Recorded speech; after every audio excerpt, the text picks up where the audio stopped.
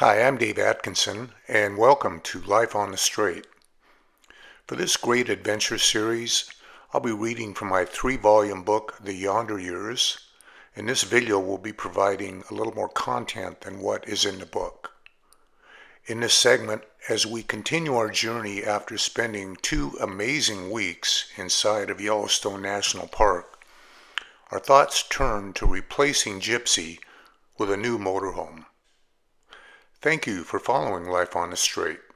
If you enjoy this content, please subscribe to this channel, which is free, and like and share as well. And now, the Yonder Years. We exited the national park through the west entrance in a bordering town appropriately called West Yellowstone.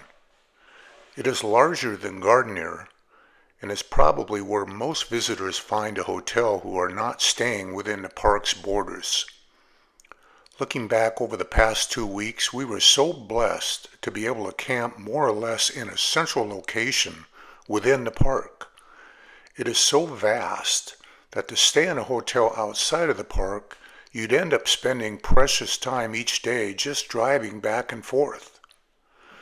US 191 is the highway that exits Yellowstone to the west, but in West Yellowstone, we caught US 20 towards Idaho Falls, and then Interstate 15 into Pocatello. Other than dealing with more road construction, and the kind of road construction where everyone stops and then follows a pilot car for miles, the drive was uneventful. One sad event remains in my memory of that day. I think it was on the stretch of freeway between Idaho Falls and Pocatello, and the clouds were so dark and thick that it almost seemed like night. A strange-looking creature appeared on the shoulder of the road, and we guessed that it was a newborn baby coyote after seeing its freshly struck and dead mother a little further on. The little fellow would never have a chance in life, and as they say in the Star Wars movies, there was a disturbance in the force, and both of us felt it. When we pulled into the Pocatello Walmart, I called the store to see if it would be okay to park in their lot overnight, and they pointed me to a section over by the loading docks where we could stay. Did you know that loud delivery trucks come and go during all hours?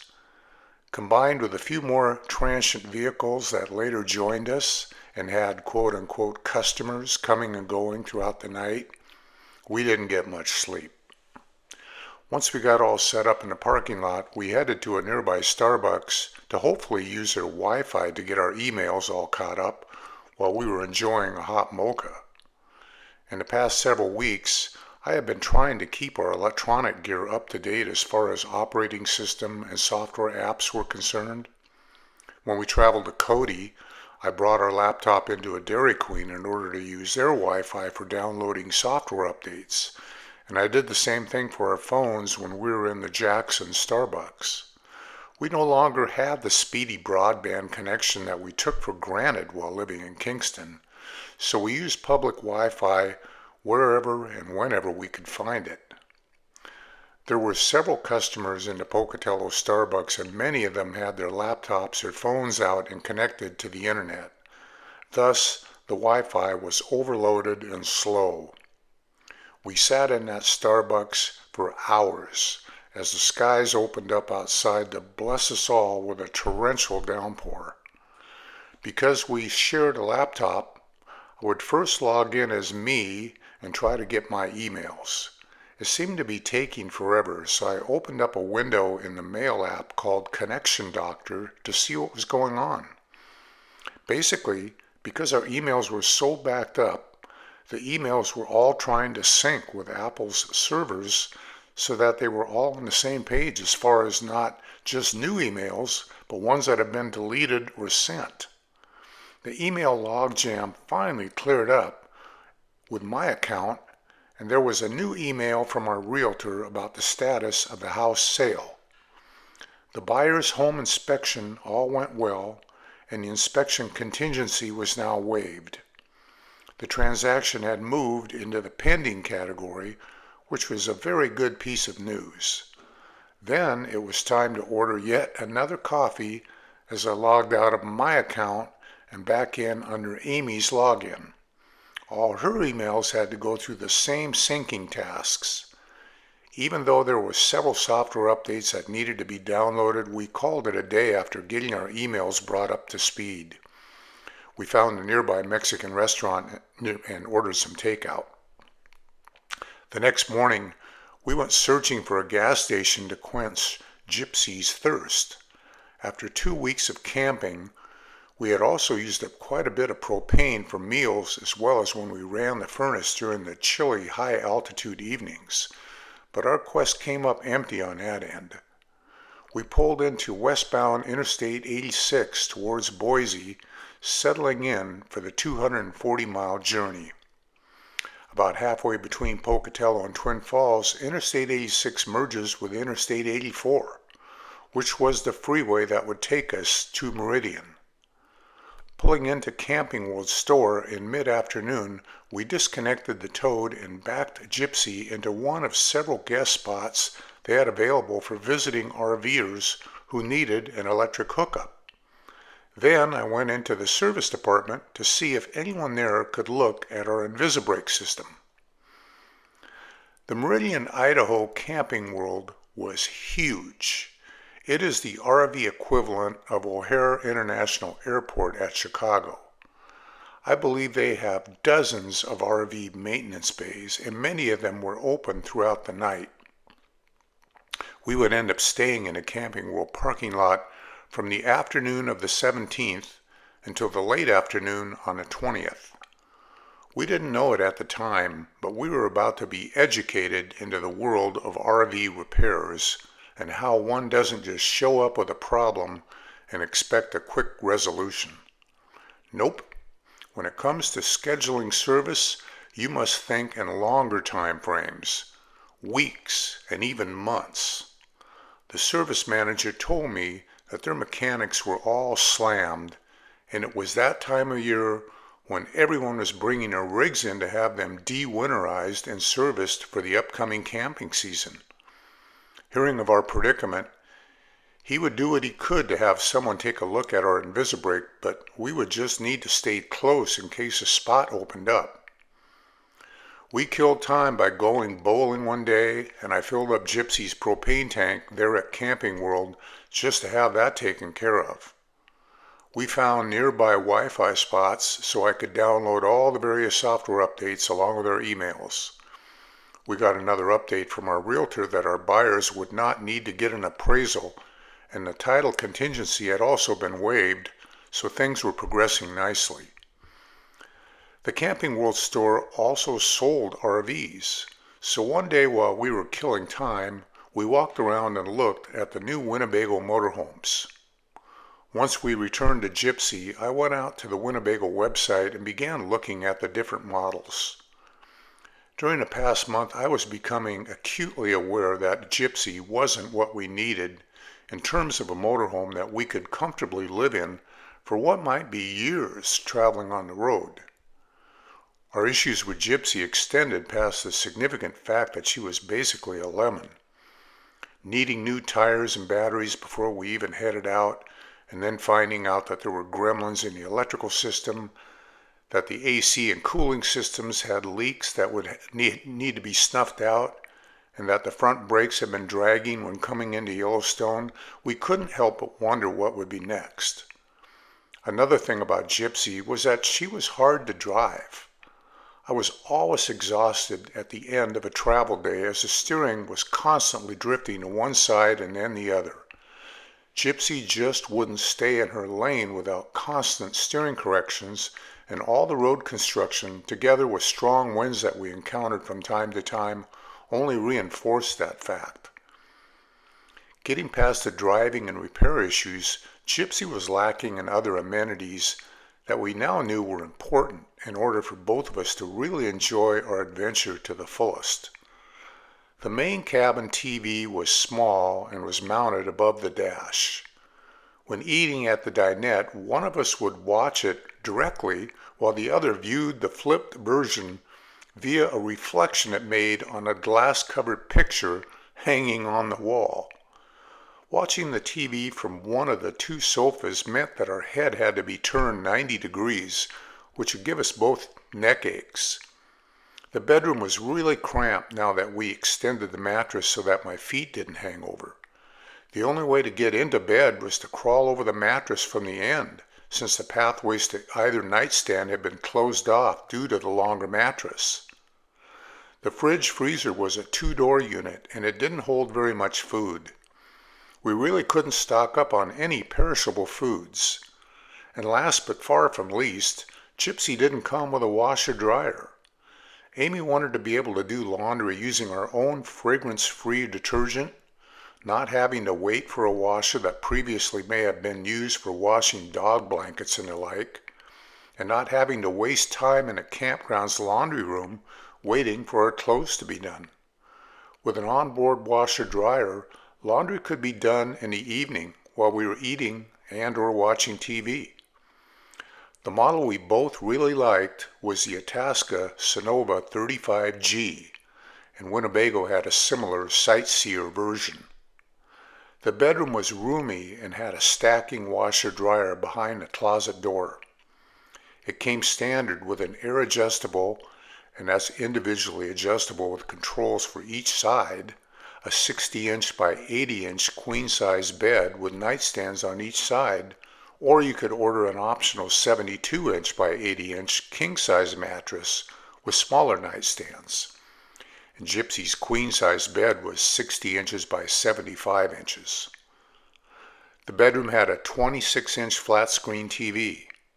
The bedroom also had its own slide-out, and with it extended, each of us had a screened window that we could open and let the fresh air in.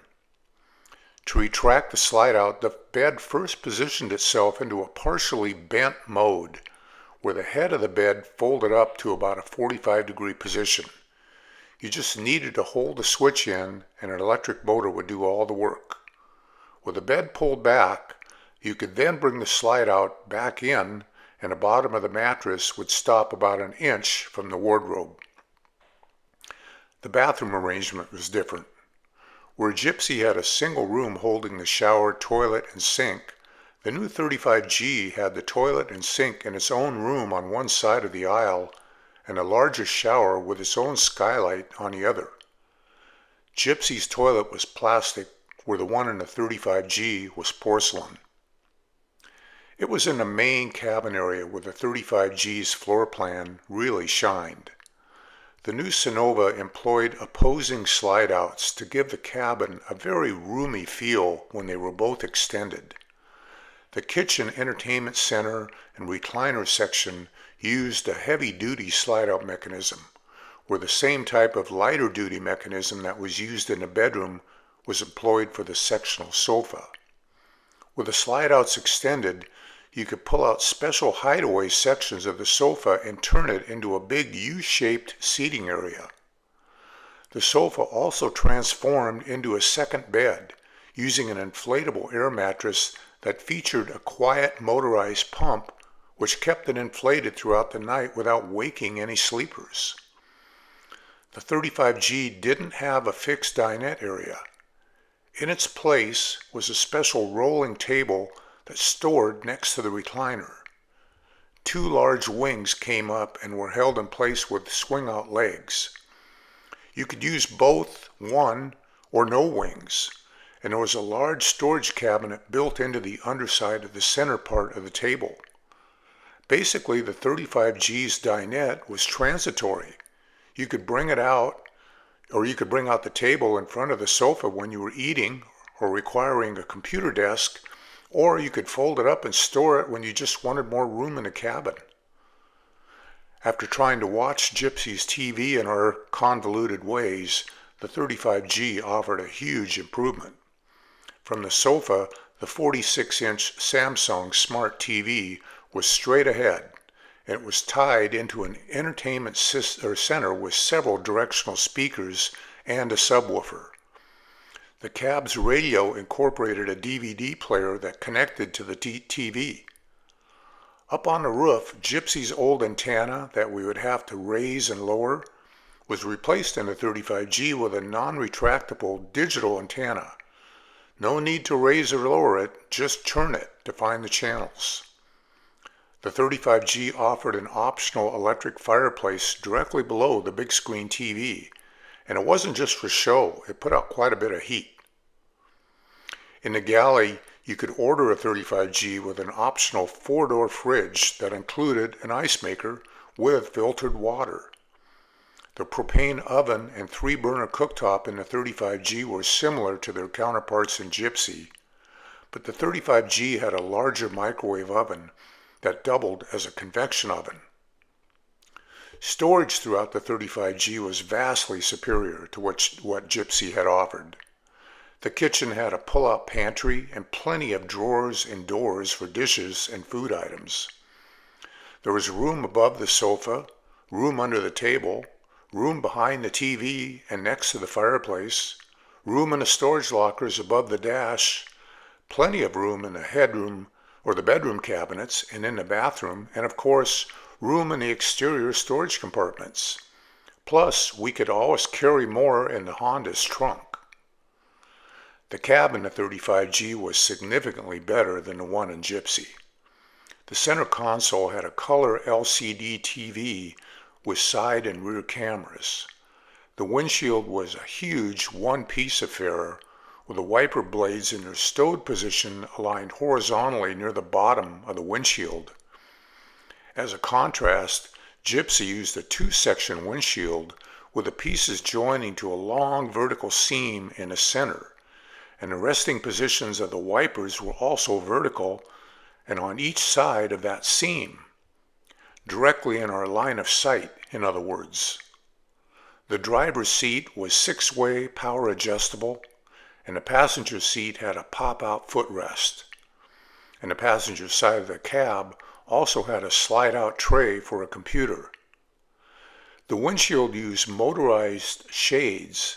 One was a mesh and the other a solid material that lowered to either block the sun while driving or to give you privacy when parked. The 35G had a hodgepodge of other nice features. Gypsy had a single roof-mounted AC unit. With the 35G there were 2 units, one in a cabin and the other in the bedroom, and both were heat pumps. They could either cool or heat the coach. They also shared a unified plenum in the ceiling. Roof-mounted units make a significant amount of noise when operating, meaning that running the bedroom unit while trying to sleep would not be a good idea. With a 35G, you could run just the cabin unit and turn off the cabin vents, sending the hot or cool air back to the bedroom vents. You could also do the reverse if, say, you were trying to watch TV and wanted the bedroom unit to run, but not the unit in the main cabin. The 35G was a fairly new model just coming out in 2013. As such, it offered features not found in other Sunova models, such as a power-efficient LED lighting throughout. It featured a built-in quote-unquote octopus cleaner for the black water holding tank. You just hook up a hose in the exterior service compartment and let it run while the tank is being emptied. The 35G used 22.5-inch tires on aluminum wheels compared to Gypsy's 19.5-inch tires on steel wheels, making for a more stable ride. The generator was wired into a switch, so to use it, I wouldn't first have to go outside and plug the shore cable into the generator and then later unplug it when actual shore power was available.